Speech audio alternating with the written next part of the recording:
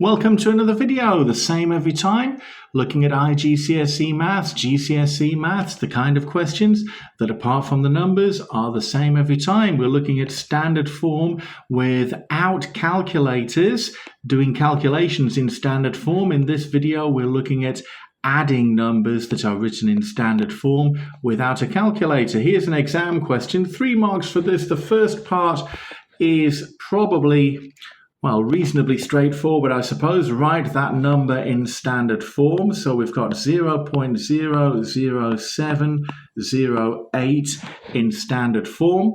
Well, the trick for this kind of question, of course, is to look for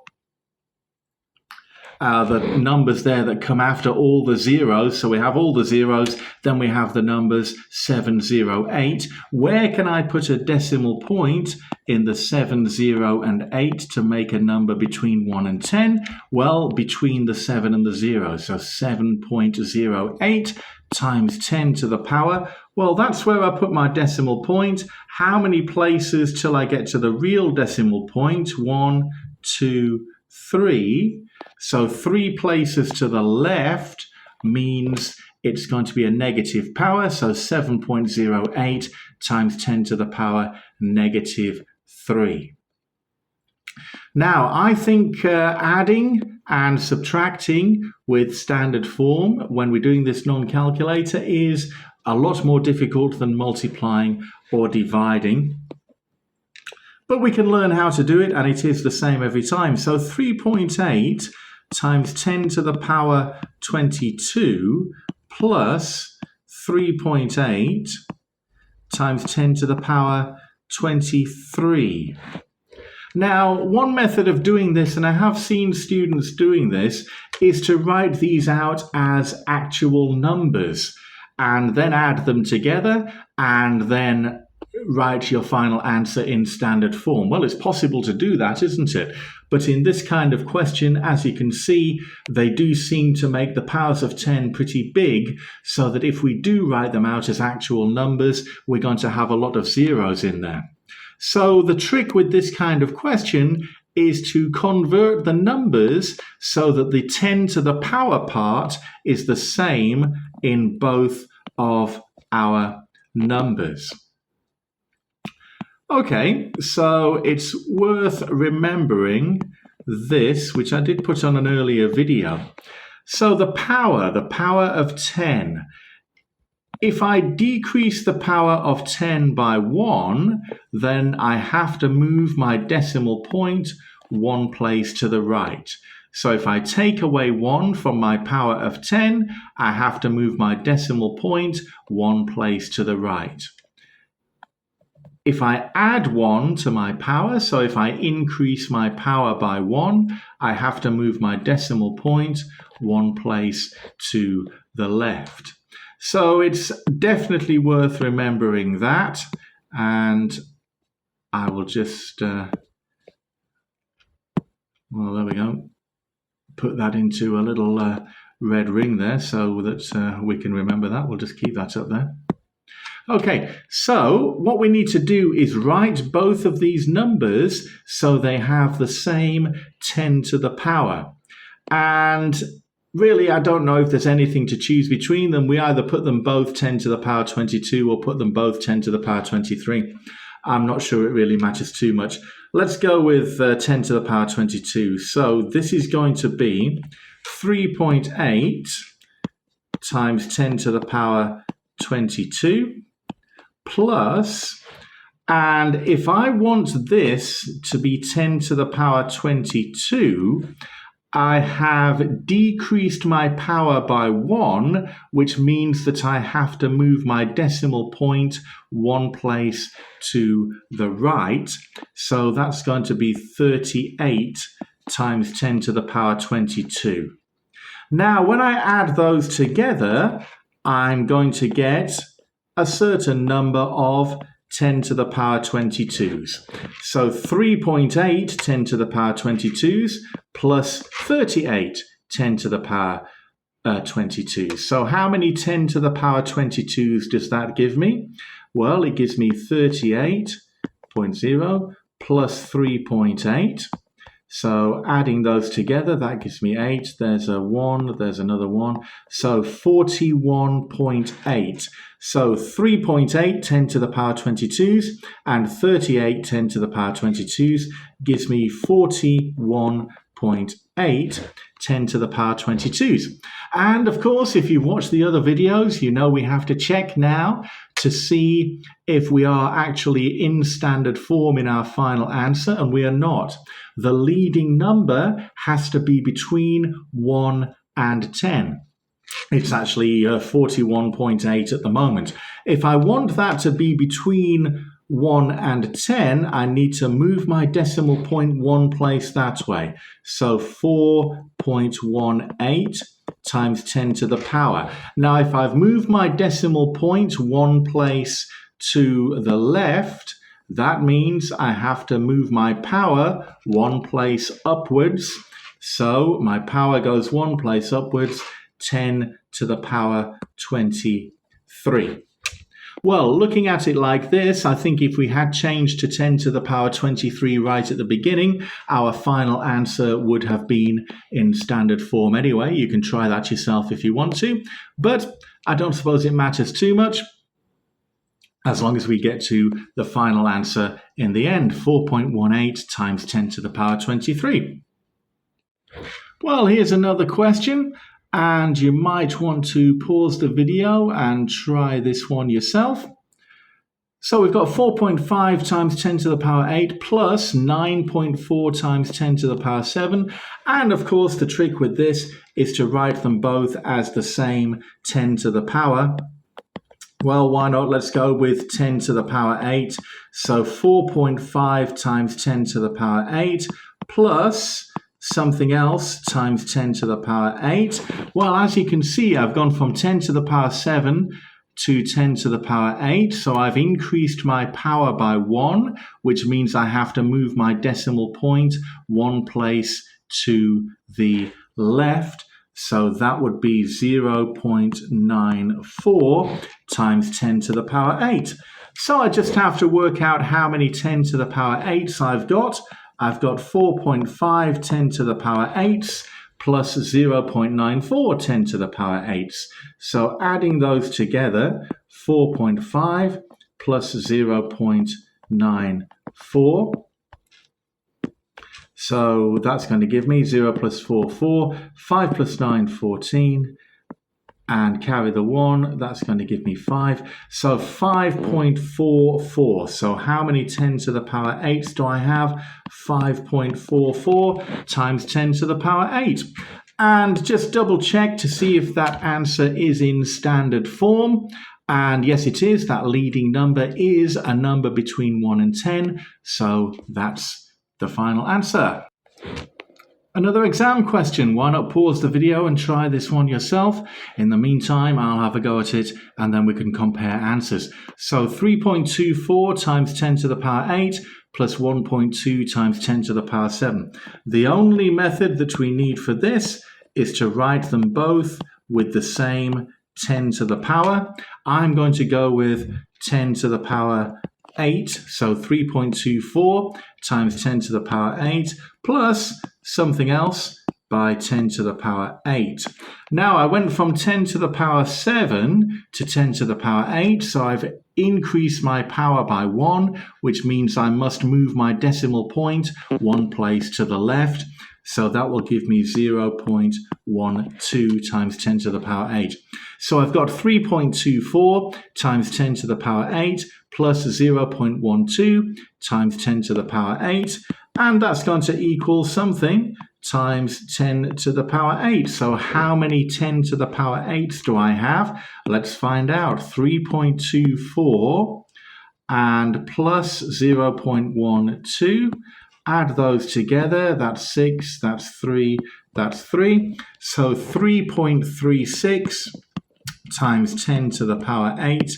And that number is in standard form. My first number there, my leading number, is a number between 1 and 10. So 3.36 times 10 to the power 8. And here's another one. Why not pause the video, have a go, then we'll compare answers. So let's see, 2.34 times 10 to the power 13 plus 1.6 times 10 to the power 12. So I'm going to change both of these numbers so that they are something times 10 to the power 13. So plus, and then something times 10 to the power 13. I have increased my power, so I've moved my power up by 1, which means I have to move my decimal point one place to the left. So that number then becomes 0.16 times by 10 to the power 13. If I move my power up by 1, I have to move the decimal point one place to the left. So I've got 2.34 times 10 to the power 13 plus 0.16 times 10 to the power 13 gives me how many 10 to the power 13s?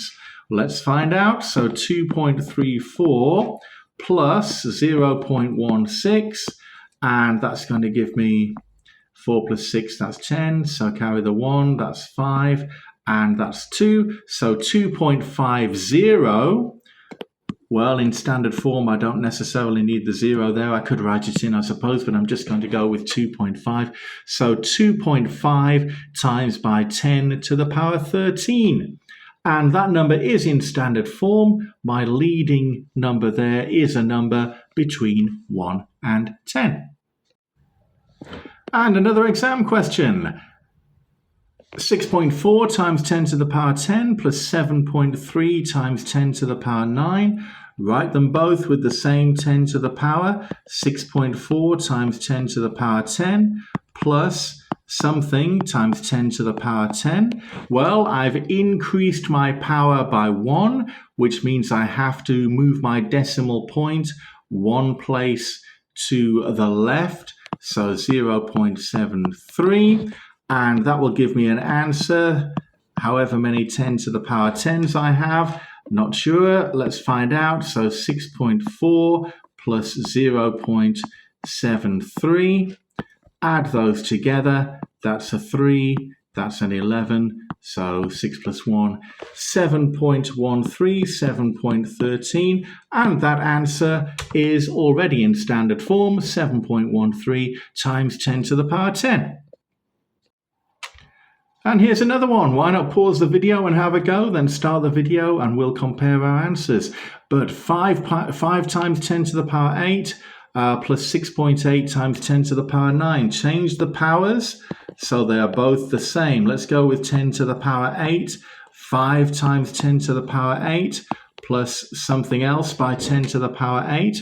So in this case, to go from 10 to the power 9 to 10 to the power 8, I have decreased my power.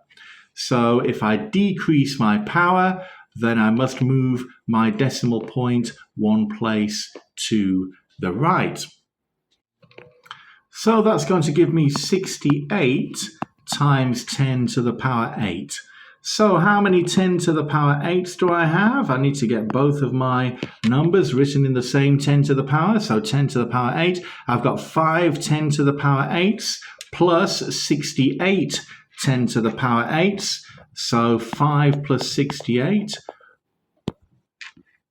or 68 plus 5.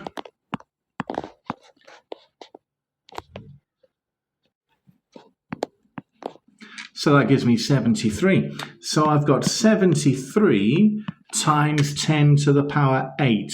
Now, slightly different to the previous examples, because we should realize that number is not in standard form. I need it to be some number between 1 and 10 times 10 to the power something.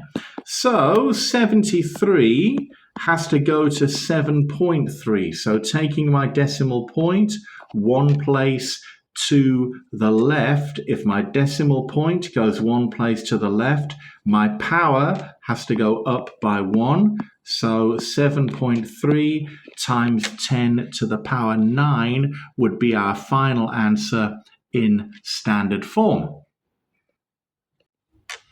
So again, another exam question. Lots and lots of exam questions in this video. Of course, they are the same every time apart from the numbers. Why not pause the video and have a go? I'll try it myself. So we've got 2.3 times 10 to the power 3 plus 6.4 times 10 to the power 4. Well, we need to write that as 10 to the power 3. So I've taken away 1 from my power. I've decreased my power by 1. That means I have to move my decimal point 1 place to the right. So 64 times 10 to the power 3. So how many 10 to the power 3s do I have? I've got 2.3 10 to the power 3 plus 64 10 to the power 3. Add those together, 64 plus 2.3. It's going to give me 66.3. So 66.3 times 10 to the power 3. Now that one isn't in standard form. My leading number has to be a number between 1 and 10. So I can write it as 6.63. I move my decimal point 1 place to the left. And if I'm moving my decimal point 1 place to the left, I have to increase the power by 1. So 6.63 by 10 to the power 4 would be the answer to that question written in standard form. And it's the last one. It's the last exam question in this particular video. I really hope that you're pausing the video and you're trying the exam questions yourself and you are realizing that, yes, they are the same every time and that you are getting them right. So 3 marks for this one, 66,000 in standard form. So 66,000. Make a number between 1 and 10. So that would be 6.6. And 1, 2, 3, 4 until I get to the end of the number. So 6.6 times 10 to the power 4. Now, again, you might want to pause the video here and then we'll compare answers. But I will continue. So we've got 3.7 times 10 to the power 8. So 3.7 times 10 to the power 8 plus something times 10 to the power 7, but I need to write it as something times 10 to the power 8. So it was originally 10 to the power 7. So that means I have increased my power of 10. I've increased it by 1. So that means I must move my decimal point 1 place to the left. So 0.37 times 10 to the power 8. So how many 10 to the power 8s do I have? It's going to be 3.7 plus 0.37, 3.7 plus 0.37, and that's going to give 7 there. That will be a 10, carry the 1. So 4.07 times 10 to the power 8. I'll underline that one. In fact, I'll write it in the actual answer space. Look, 4.07 times 10 to the power 8, because that is my final answer. The question does say, give your answer in standard form, and that answer is in standard form. That leading number is a number between 1 and 10, 4.07. Well, that was a long video, actually, with a lot of practice, and I hope you've realized that those questions, apart from the numbers, are the same every time. And if you do see a question like that on your exam paper, you will know what to do, and you will get it right. You'll get yourself the marks. Once you start getting the marks, that's how you get yourself into the grades. If the video was useful to you, then please do like and subscribe, and I will return with the next video.